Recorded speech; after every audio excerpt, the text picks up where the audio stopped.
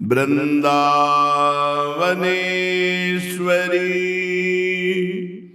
तवैव पदारविंदम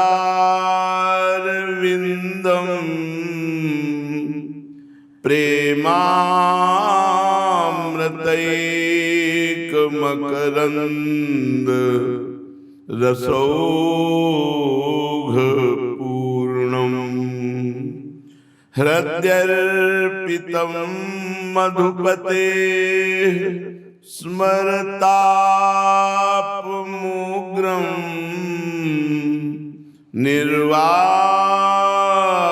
निर्वापयत् परम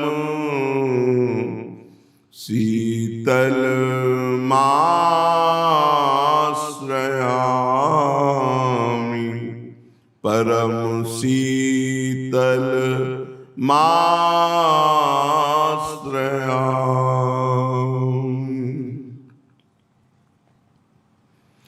परम सच्चिदानंद घन प्रेमानंद स्वरूप नवनिभृत निकुंज महामहिम परम पावन श्री वृंदावन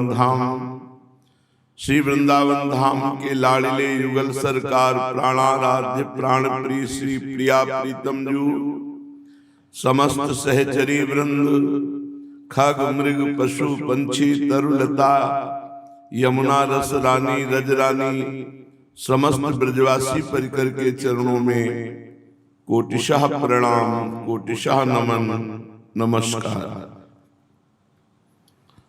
साधक की जब वृत्ति सच्चिदानंद प्रभु के नाम में लगती है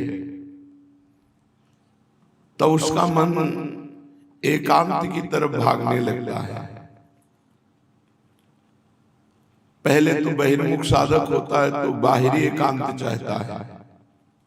नया साधक चाहता है कि कहीं एकांत में बैठकर खूब नाम जप करूं, लेकिन बाह्य एकांत वास्तविक एकांत नहीं है, आंतरिक एकांत ही वास्तविक एकांत है। जब इंद्रियों को अंतर्मुख कर लिया जाए और फिर प्रिया प्रीतम का चिंतन हो, उसे एकांतिक चिंतन कहते हैं।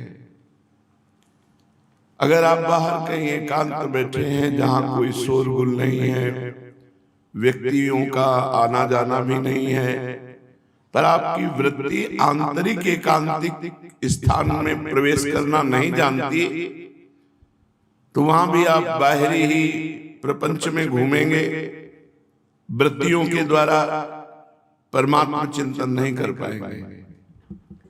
तो साधक को अभ्यास करना चाहिए आंतरिक एकांत में प्रवेश पाने का।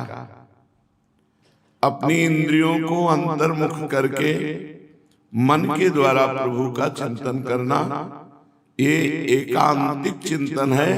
ये लाखों लोगों की भीड़ में भी हो सकता है, बाजार में भी हो सकता है, ढोल नगाड़े के बीच में भी हो सकता है।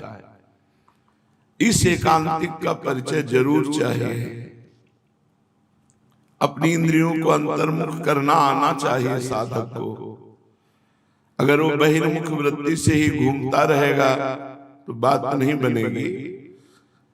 इसीलिए श्रीपाद प्रबोधानंद जी महाराज कह रहे हैं, वृंदारण्ये किमपि जनता दुष्प्रवेशम प्रदेशम गत्वा प्रोचैर्निज दैतयो मिजल्पन्नुः दस्रुः अत्यंतात्यां विकल विकलो दिव्यमूर्त्या कयोपि श्रीश्वर्याज्ञा कर मृगदृशा वाक्य सुधा स्वासिता श्याम। कभी ऐसा सौभाग्य मिले कि हम वृंदावन वासी बने। वृंदावन वासी बन के कम से कम इतना तो आ जाना चाहिए कि किसी की निंदा स्तुति में न फंसे। हमसे साधन बने या न बने, हम किसी के ऊपर टीका टिप्पणी न करें। अगर ये दोष बना रहा तो महत दोष बनने में देर नहीं लगेगा। फिर वृंदावन वास करते हुए भी जो वास का परम लाभ है वो नहीं ले पाएगा। कई बार वृंदावन महिमामृत में आया है कि इस एक अपराध से किशोरी जी भी कृपा नहीं करती। वैष्णव अपराध, धामवासी के प्रति अपराध। धामवासी गाली दे तो भी सर झुकाना है, वो पीट दे तो भी पलट कर उसे जवाब नहीं देना। अगर ऐसा धैर्य रहा तो आप जीत जाओगे। यदि दोष दर्शन कर लिया तो फिर हार जाओगे। वृंदावन वास बहुत बड़ी उपलब्धि है।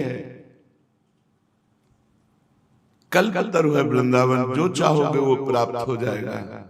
विश्वास करो, सेवन करके देख लो, जो चाहोगे वो प्राप्त हो जाएगा। पर माया की हवा भी चल रही है। दिव्य वृंदावन में त्रिगुण माया प्रपंच की वायु का भी प्रवेश नहीं है, लेकिन प्रगट वृंदावन में माया का प्रभाव है।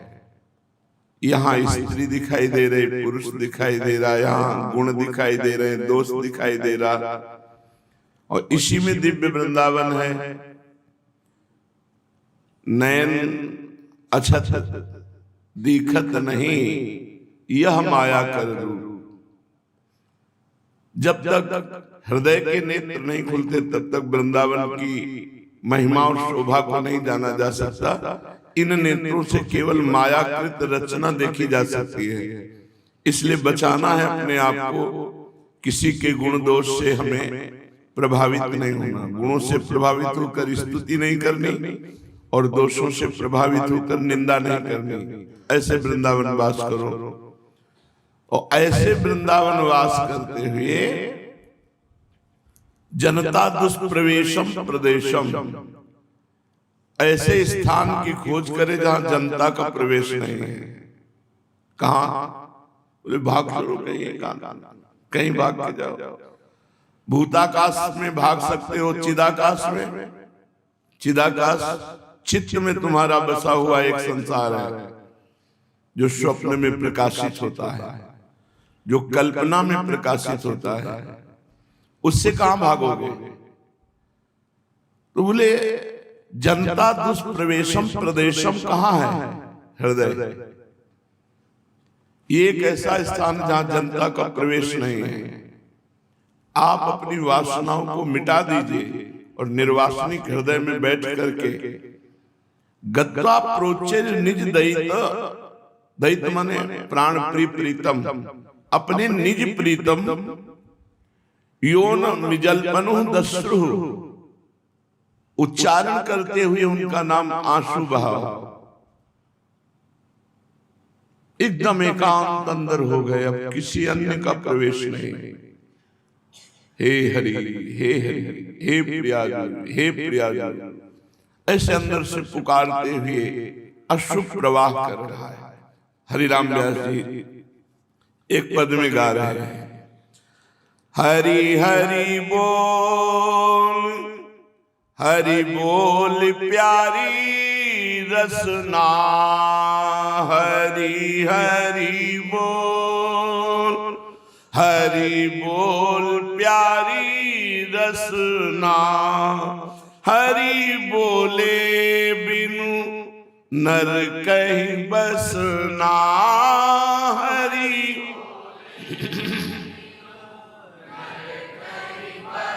ना, हरि हरि बोल, हरि बोल प्यारी रसना।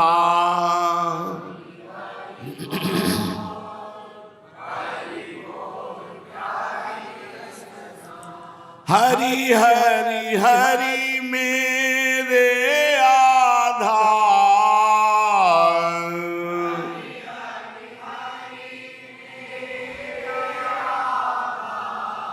हरि हरि मेरे सहज श्रृंगार।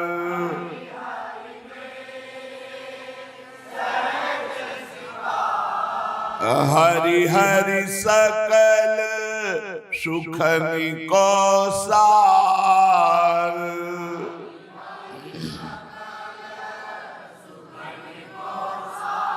हरि हरि व्यास कृपन भंडार।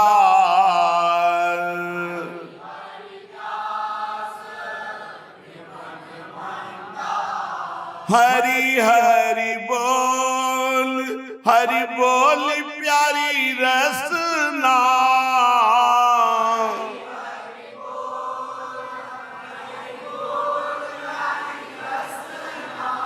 हरि बोले बिनु नर कहीं बसना।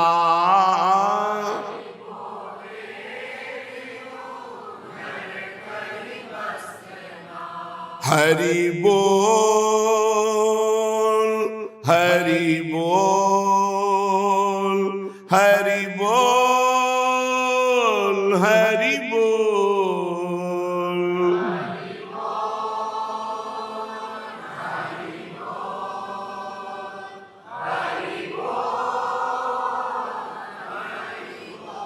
हरि बोल नाचन मेरे मना। हरि बोल नाचन मेरे मना। हरि बोल होई निर्मल तना। हरि बोल होई। हरि बोल पर निंदा नहीं करना।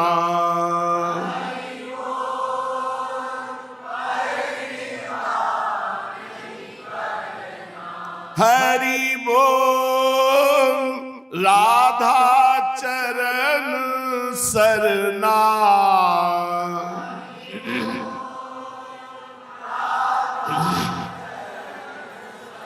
ना हरि हरि बोल प्यारी रसना।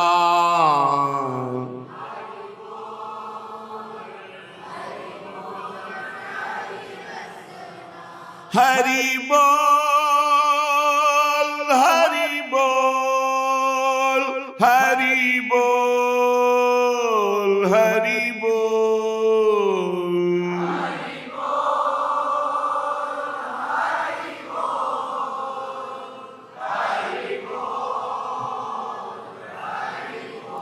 हरि बोल वृंदावन गहना।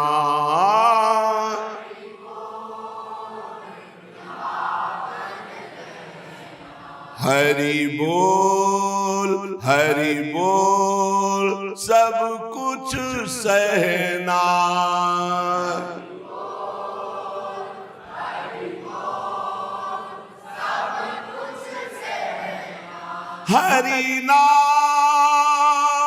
हरि नाम सदा जपना।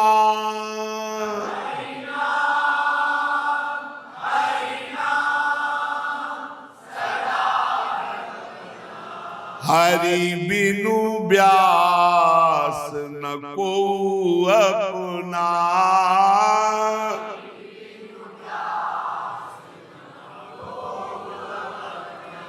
हरि नाम सदा जपना। हरि बिनु व्यास न को अपना। हरि नाम हरि बिनु व्यास न को अपना। हरि बोल प्यारी रसना।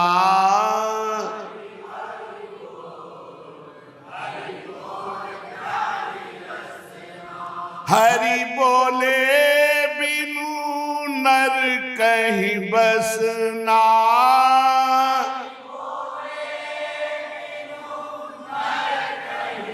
सुना हरि हरि बोल प्यारी रसना।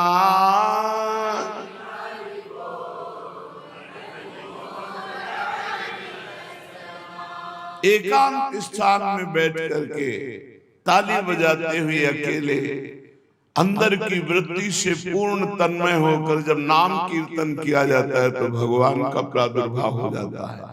मदभक्ता यत्र गायन्ति तत्र तिष्ठामि नारद। और कहीं आंसू बहने लगे और फिर नाम कीर्तन हो रहा है, दिखावे के लिए नहीं। कोई भी भक्ति का कार्य दिखावे के लिए नहीं। आज बड़ी समस्या यह है कि हर कार्य दिखावे के लिए, मन करने के लिए उत्साहित है। कोई साधना को, उपासना को इष्ट के अर्पण की भावना से नहीं कर पा रहा है। कोई बिरला ऐसा कर पा रहा होगा, नहीं तो हर कार्य प्रकाशित करने की इच्छा होती है। कुछ जीवन वीडियो से अलग होना चाहिए, जिसको केवल इष्ट जाने और आप जाने। हर बात वीडियो में तो संसार से वाहवाही मिलेगी और आपका पुण्य छीन हो जाएगा।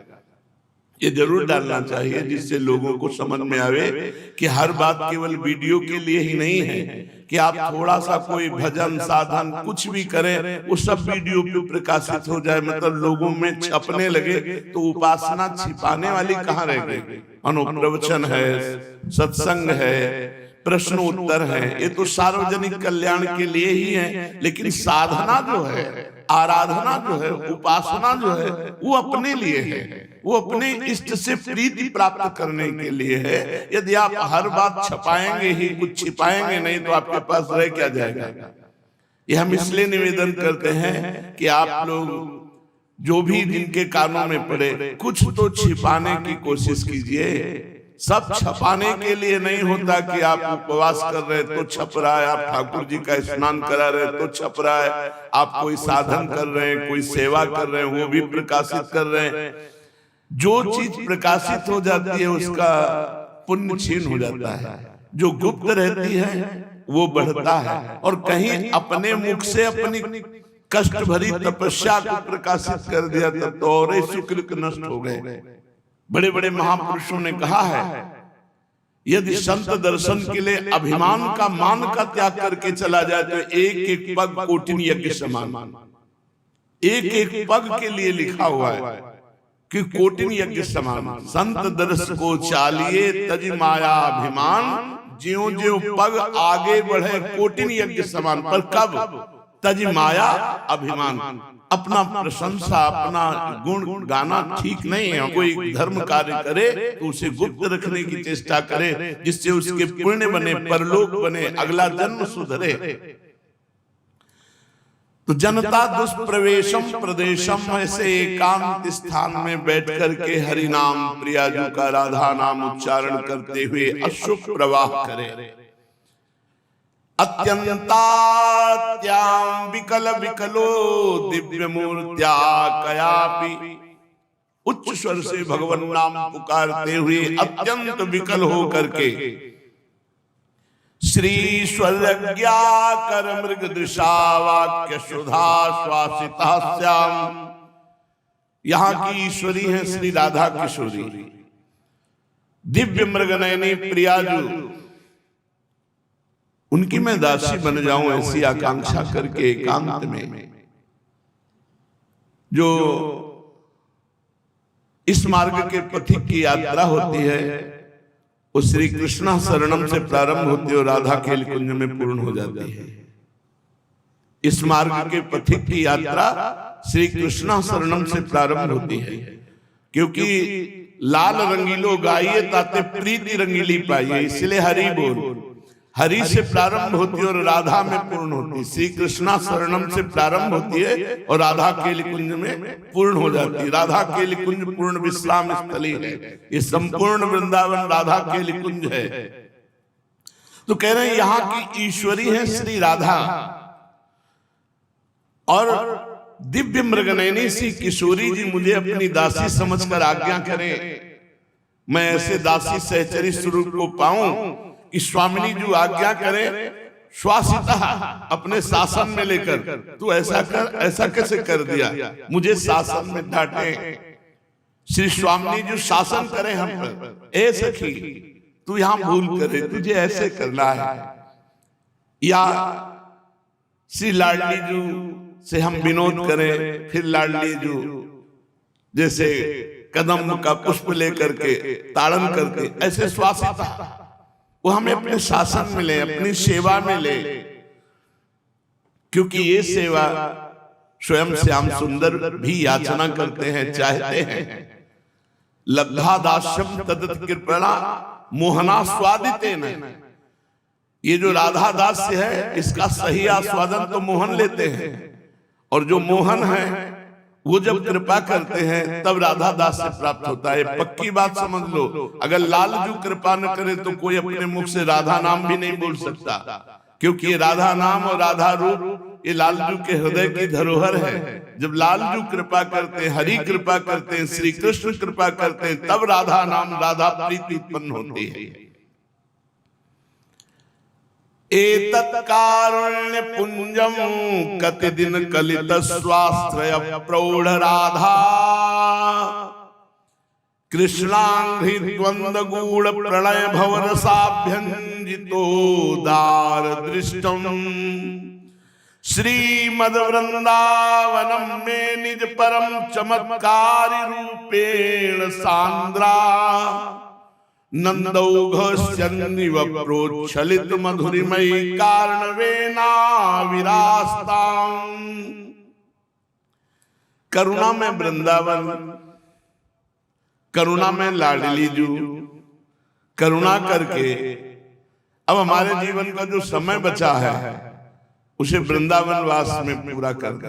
कभी मुझे निकाले नहीं श्री जी, जैसा वह मैं नीच अधम बस उनके धाम में पड़ा रहूं, यही हमारी आराधना है, यही हमारी साधना है। कुछ समय जो मेरे जीवन के बचे हैं, मेरी लाडली जो मुझे वृंदावन धाम का वास अखंड दे दे। बहुत चंचल माया है और बहुत चंचल चलायमान मन है, मन और माया की बहुत मिलना है। प्रकृति की तरफ आकर्षण मन का है, मन प्रकृति को पकड़े हुए है। अब हमें किस समय कौन सी चाल मन और माया की वृंदावन से बाहर कर दे पता नहीं। इसलिए हे करुणा में वृंदावन, हे करुणा में लाडली जू, दिन कलित स्वाश्रय प्रौढ़ राधा, करुणामयी राधा, जितने दिन हमारे जीवन के अब बचे, पता नहीं कितने दिन है। हम तो रोज नया जीवन मानते हैं। आज बच गए, खूब गालो राधा राधा राधा, आज बच गए फिर राधा राधा गालो, पता नहीं शाम हो कि ना हो। बड़ा भयावह संसार है, बड़ा दुखद संसार है। किस समय मृत्यु हो जाए कुछ पता नहीं। प्लान पे प्लान चल रहे हैं, ऐसा हो जाए, ऐसा हो जाए, ऐसा हो जाए, ऐसा हो, और पता नहीं है कि शाम के सारे प्लानों में आग लगने वाली है। नाचते नाचते लोग चले गए, बोलते बोलते चले गए, कवल उठाया और मुंह भरा उसी में गिर गए।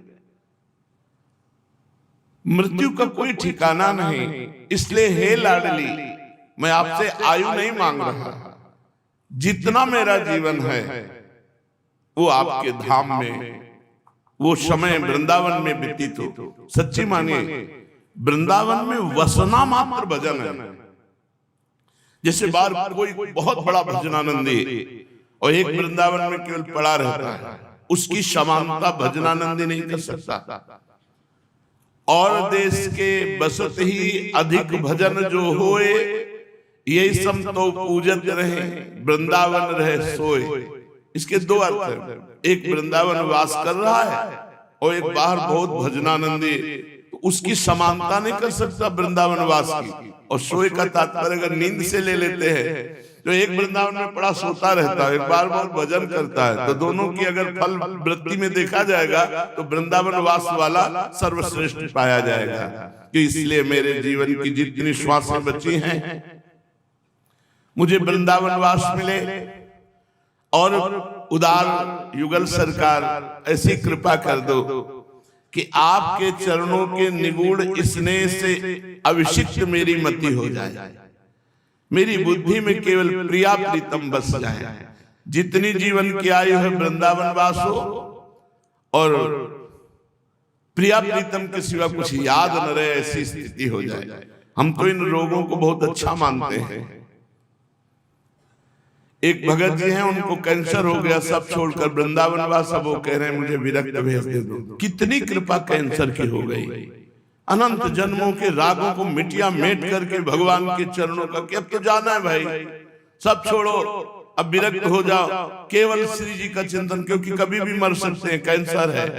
बड़ी कृपा कृष्ण रूप कैंसर की, जो संसार से वैराग्य दिलाकर भगवत प्राप्ति के मार्ग में आरूढ़ कर दिया और सीधा वृंदावन आकर अखंड वास ले लिया कि अब मुझे नहीं जाना। बहुत उत्तम है भगवान का हर विधान। तो हे प्रभु, आप ऐसा विधान कर दो कि जीवन की जो आयु की श्वासें हैं, समय है, वो वृंदावन में व्यतीत हो और प्रिया प्रीतम के चरणारविंद का अति निगूढ़ प्रेम हमारी मति में हो, अर्थात केवल प्रिया प्रीतम की आसक्ति। और श्रीधाम वृंदावन में जो प्रिया प्रीतम में आसक्त चित्त हैं, उन्हीं को मैं देख पाऊं, अर्थात मुझे सानिध्य मिले तो ऐसे जनों का जो प्रिया प्रीतम के प्रेम में डूबे हुए हैं। श्री वृंदावन सांद्रानंद रस प्रवाहित करने वाला अतुल असीम महामाधुर्य सागर, हे करुणा में महामहिम वृंदावन, आप कृपा करो और मेरे हृदय में प्रिया प्रीतम का प्रेम प्रकाशित हो आपके सहित, अर्थात वृंदावन में विराजमान सहचरियों के मध्य में युगल सरकार मेरे हृदय में प्रकाशित हो जाए। तो जो जीवन की आयु बची है वृंदावन वास करते हुए, एकांत सेवन करते हुए, हरि नाम राधा नाम रटते हुए, प्रिया प्रीतम के चरणारविंद की प्रीति की चाह करते हुए यहीं प्राण त्याग दे, इससे बड़ी कोई लाभ वृत्ति नहीं, कोई सिद्धि नहीं। परम पूज्य बाबा गिरिराज वाले श्री पंडित गया प्रसाद जी महाराज के अमृतमय वचन, साधक प्रतिक्षण सावधानता पूर्वक व्यवहार करे, साधक सदैव विधर्म सो बचे, साधक की प्रत्येक चेष्टा भगवान के प्रीत्यर्थ ही होए, साधक तर्क वितर्क न करे, साधक जो कछु करे सब साधना के ताई ही करे, साधना से बिलक कछु न करे, दृढ़ श्रद्धा, दैन्यता, निष्कामता, आत्मीयता और अपनो अस्तित्व मिटानो, ये 5 उत्थान के सूत्र हैं अध्यात्म के। अध्यात्म में उन्नति उसी की होती है जिसमें ये 5 बातें होती हैं। पहली, दृढ़ श्रद्धा इष्ट और गुरु पर, और दैन्यता दूसरी बात, और तीसरी निष्कामता, चौथी भगवान से आत्मीयता, अति नजदीक भगवान से। प्रभु से जितना गाढ़ संबंध है उतना किसी से न हो, और किसी से संबंध अगर हो तो प्रभु के संबंध से संबंध हो। नाते नेह राम के मनियत सुहृद सुसेव्य जहान, और अपनो अस्तित्व मिटा देनो, ये 5 हैं अध्यात्म की बात। दृढ़ श्रद्धा, दैन्यता, निष्कामता, प्रभु से आत्मीयता और अपनो अस्तित्व मिटानो, ये 5 अध्यात्म के उत्थान के सूत्र हैं। यदि काहू प्रतिज्ञा कर ले तो दृढ़ता पूर्वक वाको पालन करो। सुबह कसम खाई शाम के तोड़ दिए, इतवार को खाई मंगल को तोड़ दी, ये ऐसा नहीं होना चाहिए। जो प्रतिज्ञा करो पहले तो करो मत, तो जो करो तो बहुत होश से करो। अगर प्रतिज्ञा कर ली ऐसा नहीं करूंगा तो फिर नहीं करूंगा। नियमन में दृढ़ता और श्री भगवान को भरोसा। ध्यान दो, अगर नियम दृढ़ता पूर्वक करते हो तो अहंकार आने की संभावना है। मैं बड़ा नियम पालन करने वाला हूं, तो वहां कह दियो कि भगवान को भरोसा। भगवान के भरोसे से नियम की पूर्ति होती है। हमारे में इतना दम नहीं कि मैं नियम पालन कर सकूं। अगर नियमन में दृढ़ता और भगवान को भरोसा दृढ़ है तो साधक को कोई भी विघ्न नहीं पड़ सकता साधना में। साधना के विघ्नों से बचने के लिए उपाय है नियमन की दृढ़ता और भगवान को दृढ़ भरोसा। नियमन की दृढ़ता, शास्त्राज्ञा, ऐसा नहीं करना तो नहीं करना, ऐसा करना तो बस वही करना, और भरोसा भगवान का, तो कोई साधन में विघ्न नहीं पड़ेगा। जो दिनचर्या में नियमन में बंध गयो वही साधक। ध्यान से सुनो भाई, जो दिनचर्या में नियमन में बंध गयो वही साधक। मनमानी आज ये किया कल वो किया ऐसा नहीं। साधक वही जिसकी ऐसी दिनचर्या है कि बंध चुका है, उसके पास समय नहीं। साधक से कहा जाए आओ आप थोड़ी देर बैठ करके बातचीत करेंगे फिर प्रसाद पाओ, उसके पास समय नहीं। जिसका उत्तर हो कि मेरे पास समय नहीं है, क्षमा कीजिए मेरे पास समय नहीं, वही साधक है। जो अपनी दिनचर्या में बंध गयो, नियमन में बंध गयो, वही साधक है।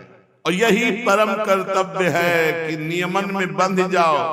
इतने बजे से इतने बजे। एक कल वो प्रश्न कर रहे थे कि बड़ा दुख मिलता है, साधना में बड़ी कठोरता है, भक्ति तो बहुत मृदु है, वही कौन सा साधना? 2 बजे रात के उठ जाना ये कठोरता नहीं? नींद छोड़ देना कष्टपूर्ण, बड़ा कष्टप्रद है। अब बताओ, ये कठोरता नहीं है। कठोरता है काल की, जब तुम्हारी धज्जियां उड़ा देगा, सर्वनाश का खेल खेलेगा। अरे 2 बजे उठकर अगर 10 बार भी राधा राधा बोल रहे हो। देखो, संसारियों का ब्रह्म मुहूर्त होता है 4 के बाद, आध्यात्मिकों का 2 बजे से। ये हम 1-2 की नहीं, लाखों संतों की बात देखे हुए। रात्रि तुम्हारे लिए होगी, साधकों के लिए नहीं। यही जग जामिनी जागे जोगी, परमार्थी प्रपंच भी होगी। ब्रह्म मुहूर्त 4 के बाद माना जाता है किनका? जो घर गृहस्थी संसार के कार्यों में रत है, बेचारे रात भर सोते रहे। साधु का 2-3 घंटे विश्राम के 2 बजे तो हमने लाखों संतों को देखा जिनकी दिनचर्या, लाखों, क्योंकि पूरा भ्रमण किए ना। 2 बजे तो अच्छे साधकों की दिनचर्या ही है, वो 2 बजे जग जाएंगे। अपने यहाँ तो जगना ही पड़ेगा। ये हमारे लिए बड़ा सौभाग्य का विषय है कि हम बंध गए। देखो पूज्य बाबा कह रहे हैं, दिनचर्या में बंध जाना बहुत बेईमान मन है। मन की चक्कर में मत पड़ो, इसको लगाए रखो, इसको नियम में बांध दो, इसको दिनचर्या में बांध दो कि समय। तो हम तो बांधना नहीं है, हमें बांध दिया गया है। हम सबको बांध दिया गया, श्री जी ने बांध दिया। इतने बजे उठना ही है। अब कितने साधकों को देखते हैं आंख में जीते हुए मजीरा लिए जा रहे हैं, क्या करे, पूरी नींद नहीं हुई लेकिन बाबा जो है वो सोने नहीं दे रहा है। कोई ढोल लिए भाग रहा है, कोई मजीरा लिए भाग रहा है। तो अब ये नियमन में बंध जाना यही साधना है। भगवान कृपा करें कभी फुर्सत न मिले, हमारे जीवन में फुर्सत शब्द न रह जाए। हमारे जीवन ऐसा नियमों से बंधा रहे कि अंतिम समय तक हम अपने नियम की पूर्ति करते हुए शरीर छोड़े।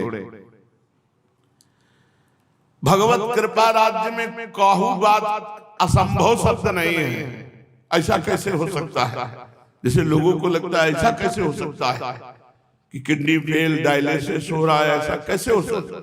भगवत राज्य में काहू बात असंभव शब्द नहीं है, सब हो सकता है। कर तुम अकर तुम अन्यथा कर तुम सा ईश्वर, वो भगवान है, वो ईश्वर है, और उसका हम दासत्व लिए हैं, उनके चरणों का आश्रय लिए हैं, तो कुछ दुर्लभ नहीं। जैसे परमात्मा के लिए कुछ असंभव शब्द नहीं, ऐसे दास के लिए कोई असंभव शब्द नहीं।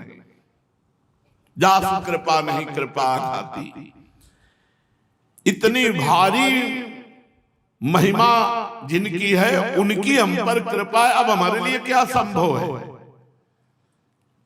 लक्ष्य केवल भगवत प्रेम बने, भगवत प्राप्ति बने, अलभ्य लाभ है प्रेम। या प्रेम के ताई जीवन भर पूरी तत्परता से प्रयत्न करते रहनो, अन्य कामना या अन्य वासना न बनन पावे। यह ध्यान रखनो कि प्रेम अति ही कोमल वस्तु है, अतएव इनके विराजिवे के ताई हृदय को अति ही मृदु बनानो पड़ेगो। स्वभाव अति ही सरल बने, वाणी सरल होए, वाणी में कटुता छू न जाए, व्यवहार में बहुत नम्रता दर्शावे। जब श्री हरिवंश नाम जानी है, तब सब हिंते लघु मानी है, हंस बोले बहुमान है। तब सम सहनशीलता होए, परम उदार कहे सब कोय, सोच न मन कबहू करे। ऐसा व्यवहार होना चाहिए, मृदु व्यवहार, सरस व्यवहार। एक बार जो मिले तो उसको लगे कि मैं किसी से मिला हूं, ऐसा शीतल सरस मृदु व्यवहार। दृष्टि में सरसता, वाणी में सरलता, कठोरता नाए। पवित्रतम भगवान है, तो हृदय को पवित्रतम बनाने पड़ेगा। भूल न देहि कुमार्ग पाऊं, साधक भूल करके कुमार्ग में कहीं पैर न रख दे। केवल प्रेम की ही कामना करे, लालसा करे, वासना बनावे, रहनी ही अति उत्तम साधुता है। बड़े काम की बात गोस्वामी तुलसीदास जी ने कह दी। या दोहे को हर साधक को अपने जीवन में उतारना चाहिए। तुलसी ममता राम सो, समता सब संसार, राग न रोष न दोष दुख, तो दास भये भव पार। राग न रोष न दोष दुख, दास भये भव पार। तुलसी ममता राम सो, अपने इष्ट से, ममता श्यामा श्याम सो, समता सब संसार। हमारी ममता केवल श्यामा श्याम से हो और समस्त संसार में समता हो। किसी से राग नहीं, किसी से लड़ाई झगड़ा नहीं, कोई दोष नहीं, और किसी भी प्रकार के दुख से पीड़ित नहीं। दुख है पर उसकी पीड़ा नहीं, तो दास बहे भव पार। ऐसे भगवत दास इस भव समुद्र से पार हो जाते हैं। या ब्रजभूमि प्रेममयी है, या ब्रजरज प्रेम प्रदाता है। यासो प्रत्येक साधक को चाहिए कि शरीर सो ब्रजरज हर समय लगी रहे। बहुत बार ये निवेदन कर चुके हैं कि श्री जी की अनन्य निष्ठा की प्राप्ति इसी रजरानी से होगी। अगर राधा रानी से प्रीति प्राप्त करनी है तो रजरानी से प्रीति करनी ही होगी। महाप्रभु निष्ठा का वर्णन करते हैं। राहो को काहू मन ही दिए, ऐसा पूर्ण रूप से अनुभव में आ रहा है कि महाप्रभु अपनी निष्ठा का वर्णन कर रहे हैं। कोई कहीं भी मन लगाओ, मुझे उससे कोई परेशानी नहीं। मेरे प्राणनाथ श्री श्यामा, शपथ करो तृण छिए, रहो को काहू मन ही दिए। वर्णन कर रहे हैं श्यामा जी की निष्ठा का, पर यह निष्ठा आई कहां से? तो आखिरी पंक्ति में चलिए, जय श्री हित हरिवंश अनत सचु नाही, बिनु यार जही लिए, बिनु यार जही लिए, रहो को काहू मन ही दिए। बिना वृंदावन की रज शरीर पर लगाए श्री जी की निष्ठा नहीं आ सकती। हमारे माई श्यामा जी को एक ठसक महारानी जी को, महारानी जी कैसी अनंत ब्रह्मांडों के स्वामी जिनके आगे हाथ जोड़े खड़े, इनसे बढ़कर कौन होगा? श्री जी से बढ़कर परब्रह्म परमात्मा जिनके चरणों के महावर रचना, मेहंदी रचना करते हैं, वो हमारी महारानी जो हैं। ये ठसक आएगी रजरानी की कृपा से। ये ब्रज रज प्रेम प्रदाता है, शरीर में श्री ब्रज रज लगी रहना चाहिए। ये साबुन लगाने वाला देश नहीं है, पाउडर और क्रीम लगाने वाला देश नहीं, ये रज लगाने वाला देश है। गीली रज से श्रृंगार करो, सूखी रज से पूरे शरीर में लेप करो। जैसे पाउडर लगाते ना, ऐसे छान के रज रख लो। गिरिराज जी की परिक्रमा की, वृंदावन परिक्रमा, बरसाना, जहां जहां ब्रज रज मिले छान के रख लो, और स्नान के बाद ऐसे करके तो शरीर कुछ गीला ही रहता है, पूरे शरीर में लेप करके और फिर तिलक रचना रज से परम पावन। ये महिमा है ब्रजवास की, शरीर से ब्रज रज लगी रहनी चाहिए। पूज्य श्री श्रीधर बाबा जी महाराज बड़े भक्तानंदी संत, सुबह 3 बजे नहा करके उनको ऐसे बैठाल दिया जाता। वयोवृद्ध थे, स्वयं सामर्थ्यहीनता आ गई थी शरीर में। ऐसी अवस्था में 3 बजे से 1 बजे तक एक ही आसन में बैठ करके जप होता था। 3 बजे से 1 बजे तक जबकि उठ के चलने लायक नहीं थे शरीर से, 3 बजे से 1 बजे तक। और 1 बजे के बाद ऐसे 2 साधक हाथ पकड़ के परिक्रमा मार्ग में लाते। परिक्रमा मार्ग कच्चा था उस समय, उतार के ऊपर का चला केवल लंगोटी पहन के ऐसे लोट करके प्रणाम करते, पड़े रहते ऐसे आधा क्षण। फिर साधक लाते 4 परिक्रमा अपने ठाकुर की, 1 बूंद पानी नहीं पिया अभी 3 बजे से अभी तक 1 बजे तक परिक्रमा किया, और फिर दरबार में खड़े होकर जब चरणामृत ले लेते, इसके बाद वो प्रसाद पाते हैं। अगर चरणामृत बट गया तो उपवास, प्रसाद पाके कुछ क्षण लेटे फिर बैठ गए, साधक भागवत खोल लिया, सुनाना शुरू कर दिया।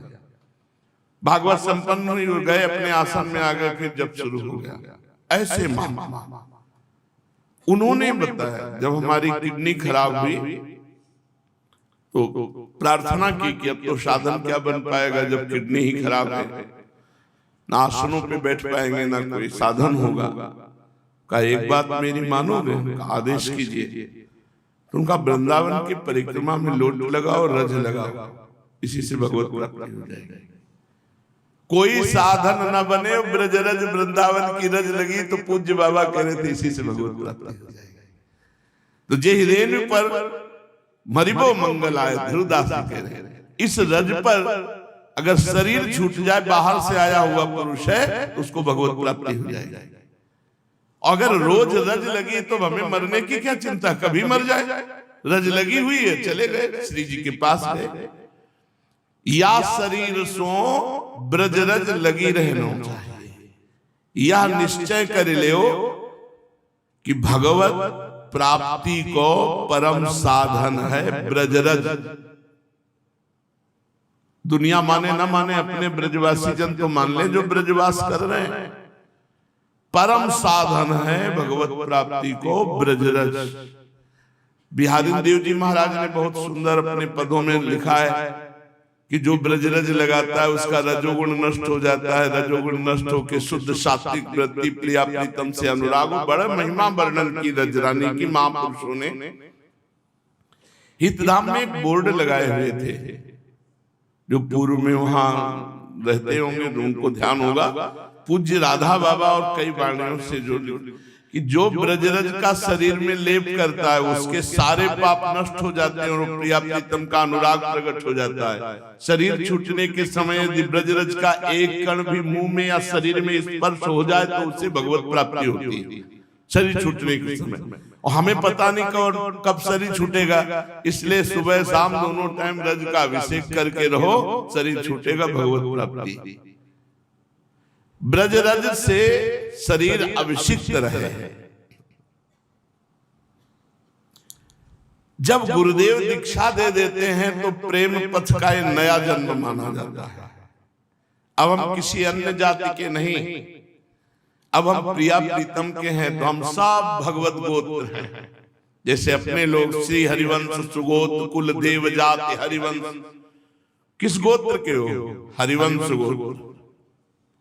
श्री हरिवंश सुगोत्र, कुल हरिवंश, जाति हरिवंश, देव जाति हरिवंश। हमारे देव भी हरिवंश, हमारी जाति हरिवंश, हमारे कुल हरिवंश, कुल देव हरिवंश, हमारा सर्वस्व हरिवंश। जैसे हर वैष्णव का गोत्र अच्युत गोत्री। अच्युत कौन? भगवान। जो भगवान है वही हमारे गोत्र है। अब हमारी जाति हमारा कुल ये सब नहीं, अब हम नया जन्म हुआ है, हम हरिवंश गोत्र के हैं। अपनो शरीर तथा संसार हो प्रेम की ही ताई बने। हमारा शरीर हमारा जितना भी व्यवहार है वो सब भगवत प्रसन्नता के लिए है। श्री जीवन धन के प्रसन्न करिवे के ताई, श्री जीवन धन को सुख पहुंचावे के ताई हमारो पूरे जीवन को प्रयत्न है। जो भी करें वो सब भगवान की प्रसन्नता के लिए। या के ताई उपाय है प्रियते अमलया भक्त्या हरिरन्यत विडंबनम। श्री भगवान प्रसन्न हुए हैं निष्काम भक्ति सो। अमलया मल रहित भक्ति। मल क्या है भक्ति में? कामना। अमलया निष्काम। निष्काम भक्ति से भगवान प्रसन्न होते, और तो सब विडंबना है।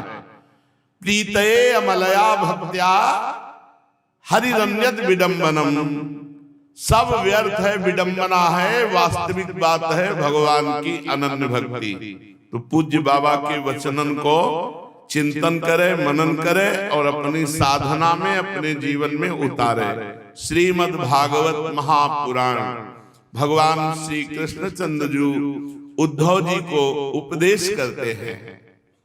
भगवान श्री कृष्णचंद्र जी कहते हैं, हे प्रिय उद्धव, मेरी प्राप्ति के 3 मार्ग हैं, भक्ति योग, ज्ञान योग और कर्म योग।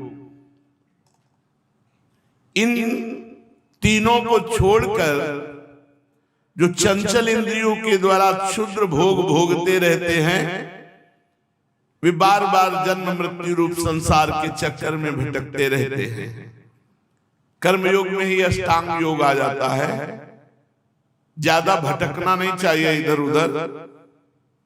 भगवान ने स्पष्ट वर्णन कर दिया कि भगवत प्राप्ति के 3 ही मार्ग हैं, भक्ति योग, ज्ञान योग और कर्मयोग। पूरी गीता में 3 ही योगों का वर्णन है। कर्मयोग में ही अष्टांग योग आ जाता है।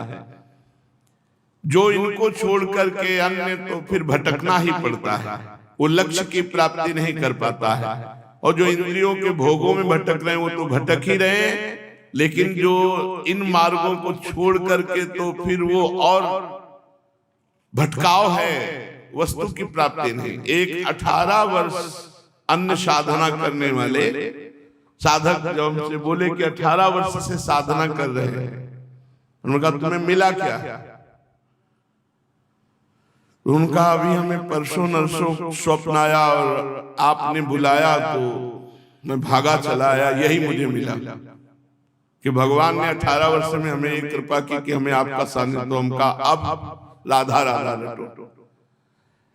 पक्की बात समझ लो, बैठ बैठ के समय बर्बाद मत करो।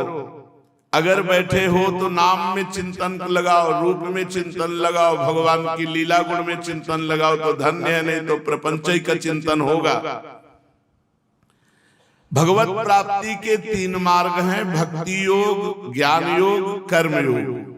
इन्हें छोड़कर जो चंचल इंद्रियों के द्वारा क्षुद्र भोग भोगते रहते हैं, वे बार बार जन्म मृत्यु रूप संसार के चक्कर में भटकते रहते हैं। अपने अपने अधिकार के अनुसार धर्म में दृढ़ निष्ठा रखना ही गुण कहा गया है। इसके विपरीत अनाधिकार चेष्टा करना दोष है। जो घोर वैराग्य प्रवृत्ति का है, संसार अच्छा ही नहीं लगता है, वो अभेद भक्ति का अधिकारी, ज्ञान मार्ग का। और जो अभी ना पूरा वैरागी है न पूरा संसारी है, वो भक्ति मार्ग से प्रारंभ करे। और जिसकी कर्मों में बहुत प्रवृत्ति कर्मठ है, वो कर्म योग का अधिकारी है। अपने को देख लेना चाहिए मैं किस मार्ग का अधिकारी हूं और उसी मार्ग पे चल देना चाहिए। तात्पर्य यह है कि गुण और दोष दोनों की व्यवस्था अधिकार के अनुसार की जाती है, किसी वस्तु के अनुसार नहीं। वस्तुओं के समान होने पर भी शुद्धि अशुद्धि, गुण दोष, शुभ अशुभ आदि का जो विधान किया जाता है, उसका अभिप्राय यह है कि पदार्थ का ठीक ठीक निरीक्षण परीक्षण हो सके और उसमें संदेह उत्पन्न करके ही यह योग्य है कि अयोग्य है, स्वाभाविक प्रवृत्ति को नियंत्रित संकुचित किया जा सके, उनके द्वारा धर्म संपादन कर सके, समाज का व्यवहार ठीक ठीक चला सके, अपने व्यक्तिगत जीवन के निर्वाह में भी सुविधा हो। इससे ये लाभ भी है कि मनुष्य अपनी वासना मूलक सहज प्रवृत्तियों के द्वारा इनके जाल में न फंसकर शास्त्र के अनुसार अपने जीवन को नियंत्रित और मन को वशीभूत कर लेता है। निष्पाप उद्धव, ये मैंने ही मनु आदि का रूप धारण करके धर्म भार ढोने वाले कर्म जड़ों के लिए उपदेश किया है। पृथ्वी, जल, तेज, वायु, आकाश, ये 5 महाभूत हैं और इन्हीं से ब्रह्मा से लेकर पर्वत वृक्ष पर्यंत सभी प्राणियों के शरीरों के मूल कारण ये पंचभूत, इन्हीं पंचभूतों से सब बने हैं। इस तरह वे सब शरीर की दृष्टि से तो समान है ही और सब में एक ही आत्मा, इसलिए आत्म दृष्टि से भी एक है, कोई छोटा बड़ा नहीं। सबके पंचभूत हैं शरीर में और सब एक आत्मा है, इसलिए सब एक है, कोई भेद दृष्टि नहीं। धर्म प्रतिपादन के लिए भेद है नहीं, सब अभेद एक परमात्मा स्वरूप है। सब जड़ चेतन जग जीव जत सकल राम में जानी, बंदों सबके पद कमल सदा जोरी जुग पान। सबकी चरण वंदना करता हूं क्योंकि जड़ चैतन्य सब हमारा इष्ट देव ही विराजमान है। प्रिय उद्धव, यद्यपि सबके शरीरों के पंचभूत समान हैं, फिर भी वेदों ने इनके वर्णाश्रम आदि अलग अलग नाम और रूप इसलिए बना दिए हैं कि अपनी वासना मूलक प्रवृत्तियों को संकुचित करके धर्म अर्थ काम मोक्ष इन चारों पुरुषार्थों को सिद्ध कर सके। साधु श्रेष्ठ देश काल फल निमित्त अधिकारी और धान्य आदि वस्तुओं के गुण दोषों का विधान भी मेरे द्वारा इसलिए किया गया है कि कर्मों में लोगों की उच्छृंखल प्रवृत्ति न हो, मर्यादा का भंग न होने पावे, इसलिए मैंने विभाजन किया है। अब सुनो, देशों में वो देश अपवित्र है जिसमें कृष्ण सार मृग न हो और जहां के निवासी ब्राह्मण भक्त न हो, वो अपवित्र देश है। कृष्ण सार मृग के होने पर भी केवल उन प्रदेशों को छोड़कर जहां संत पुरुष रहते हैं, अन्य जहां संत नहीं रहते वो कीकट देश है, अपवित्र देश है, ऐसे देश का सेवन नहीं करना चाहिए। संस्कार रहित ऊषर भूमि में अपवित्रता रहती है, इसलिए ऐसी भूमि में बैठकर कभी भजन साधन नहीं करना चाहिए। ऊषर भूमि, ऐसे गांव नगर में नहीं रहना चाहिए जहां भक्त न हो, जहां भगवान के संत जन न हो, जहां ब्राह्मण भक्त ब्रह्म ऋषियों की आराधना करने वाले दासानुदास न हो। समय वही पवित्र है जिसमें कर्म करने योग्य सामग्री मिल सके, कर्म हो सके। जिसमें कर्म करने की सामग्री न मिले, आगंतुक दोषों से अथवा स्वाभाविक दोषों के कारण जिसमें कर्म ही न हो सके, वो समय अशुद्ध है। पदार्थों की शुद्धि और अशुद्धि द्रव्य, वचन, संस्कार, काल, महत्व अथवा अल्पत्व से भी होती है। जैसे कोई पात्र जल से शुद्ध हो जाता है, लेकिन शराब की बोतल, शराब जिसमें एक बार पात्र में डाल दी गई, अब आप धो करके चाहे जिससे पवित्र करो, जिसमें मांस बना दिया गया, वो पात्र पवित्र हो गया, किसी तरह शुद्ध नहीं हो सकता कि आप उसे मांझ करके जल से धो दिए और फिर उसमें खीर पूड़ी बनाए तो पवित्र हो जाएगा। नहीं, वो अपवित्र हो गया। जो अशुद्ध अभक्ष पदार्थ हैं, उन पात्रों को गंगा जल से धो के भी पवित्र नहीं किया जा सकता। जैसे किसी बोतल में शराब रही, आप उसी में गंगा जल भर ले तो आचमन लायक नहीं, शराब के समान यह पवित्र माना जाएगा। पात्र दोष उसमें उपस्थित है। जैसे जल से शुद्ध हो जाता है, इन सब वस्तुओं से अशुद्ध हो जाता है। और किसी भी वस्तु की शुद्धि अशुद्धि में यदि शंका हो, संत महात्माओं के वचन से वो शुद्ध हो जाता है। जैसे तुम्हें संशय है कि ये शुद्ध है कि अशुद्ध है, नहीं शुद्ध है, तो चाहे जितना शुद्ध हो, यदि संत ने, भक्त ने, ब्रह्म ऋषि ने कह दिया कि शुद्ध है, पावन है, तो फिर उस पर संशय मत करें।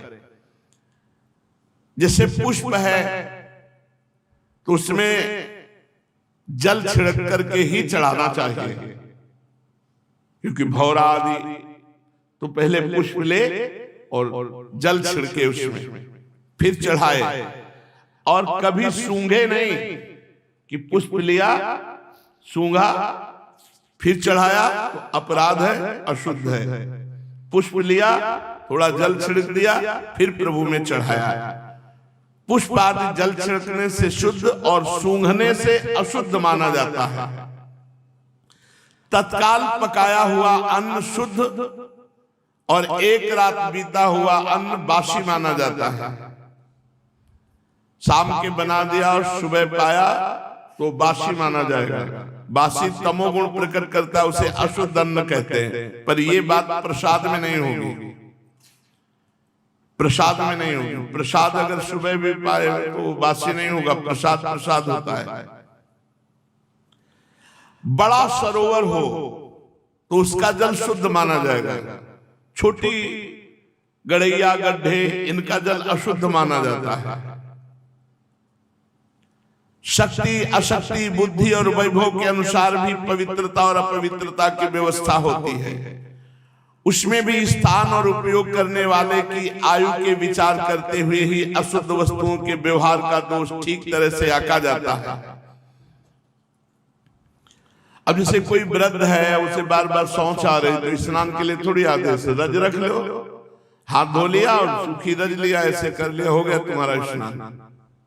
लेकिन ये जवान के लिए नहीं है, ये जवान के लिए नहीं है, ये वृद्ध के लिए है, ये बीमारी के लिए। मतलब ऐसा नहीं कि कह रहे थे कि शौच हो लिया और रज ऐसे कर लिया, उसके लिए परम पवित्रता है। शौच हुआ, हाथ धोया, चरण धोए, रज लिया सूखी, वैसे कर लिया, हो गया।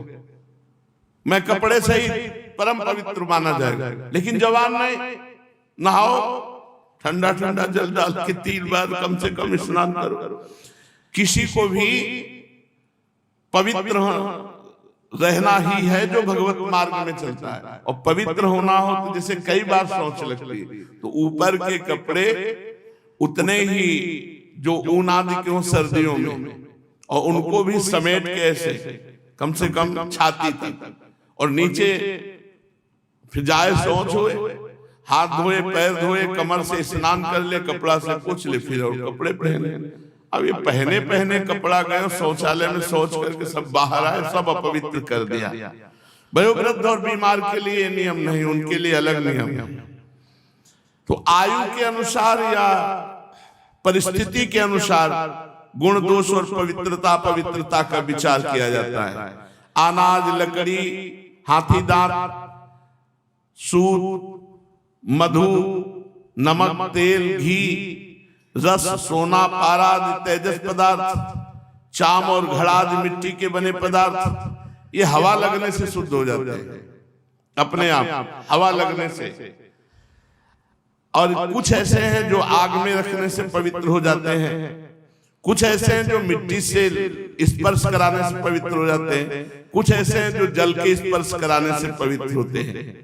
देश काल और अवस्था के अनुसार कहीं जल कहीं मिट्टी आदि से पवित्रता कर। पवित्रता बहुत आवश्यक है, जब आप पवित्र रहेंगे तो भजन बहुत होगा। यदि किसी वस्तु में कोई अशुद्ध पदार्थ लग गया हो तो छीलने से, मिट्टी आदि मलने से जब उसका गंध और लेप हट जाए तब वो शुद्ध माना जाता है। पात्र तभी पवित्र माना जाएगा जब उसमें जो पाया गया है उसकी चिकनाहट भी नहीं होनी चाहिए। और प्रायः पात्रों में रज का प्रयोग अब नहीं होता, साबुन का प्रयोग होता, तो अपवित्र ही बने रहते हैं। एक बार साबुन से धो, दूसरी बार रज से धो। अपने यहाँ है ऐसा सिस्टम। गर्म पानी, चिकनाहट नहीं रहनी चाहिए, पहले धो लिया, फिर जरा सा ऐसे रज लगाया और पूरे पात्र को धो करके फिर ऐसे बहुत सफाई, व्यवस्था, पवित्रता, तब भजन की वृत्तियां आती हैं। स्नान, दान, तपस्या, वै, सामर्थ्य, संस्कार, कर्म और मेरे स्मरण से चित्त की शुद्धि होती है। इनके द्वारा शुद्ध होकर ब्राह्मण, क्षत्रिय, वैश्य विहित कर्मों का आचरण करता है, वो पुण्यात्मा पवित्र लोगों को प्राप्त होता है। मंत्र की भी शुद्धि, इसीलिए देखो, चाहे शिव विरंच सम होए गुरु बिन भव निधि तरह न कोई। जब गुरु मुख से मंत्र लिया जाता है तो मंत्र शुद्ध हो जाता है। नहीं, ग्रंथों में लिखा हुआ मंत्र लेकर जब करो तो उससे तुम्हें भगवत प्राप्ति नहीं होगी। गुरु मुख से सुनकर भली भांति हृदयंगम कर लेने से मंत्र शुद्ध हो जाता है। और कर्म, भगवान को समर्पित करने से कर्म शुद्ध हो जाता है। उद्धव जी, इस प्रकार देश काल पदार्थ, कर्ता, मंत्र और कर्म, इन छहों के शुद्ध होने से धर्म और अशुद्ध होने से अधर्म होता है। कहीं कहीं शास्त्र विधि से गुण दोष हो जाता है और दोष गुण हो जाता है। जैसे ब्रह्म ऋषि हैं, उनके लिए संध्या वंदन, गायत्री, जप, अनुष्ठान, ऐसा। अब कोई नीच प्रवृत्ति वाला आदमी उनका नाटक करने लगे तो उसके लिए वो पाप हो जाएगा और उसके लिए वो धर्म है। जैसे दूध का व्यापार है, ये वैश्य कुल के लिए विहित है, धर्मयुक्त है, लेकिन यदि ब्राह्मण करता है तो निषिद्ध है। एक ही वस्तु एक के लिए धर्म है और एक के लिए अधर्म है, जैसा शास्त्र कहता है। किसी के लिए दोष का विधान गुण और दोषों की वास्तविकता का खंडन कर देता है। इससे निश्चय होता है कि गुण दोष शास्त्र के अनुसार समझना चाहिए, और ये भेद जो है शास्त्र के ही अनुसार है। जो लोग पतित हैं, पतितों का आचरण करते हैं, वो तो पापी हैं, उनको क्या पाप लगेगा। लेकिन जो श्रेष्ठ पुरुष है, थोड़ा सा भी पाप उनके लिए पाप है, त्याज्य है। जैसे गृहस्थों के लिए स्वाभाविक है कि अपनी पत्नी का संग करे, पाप नहीं है, परंतु दूसरे की पत्नी का पाप है।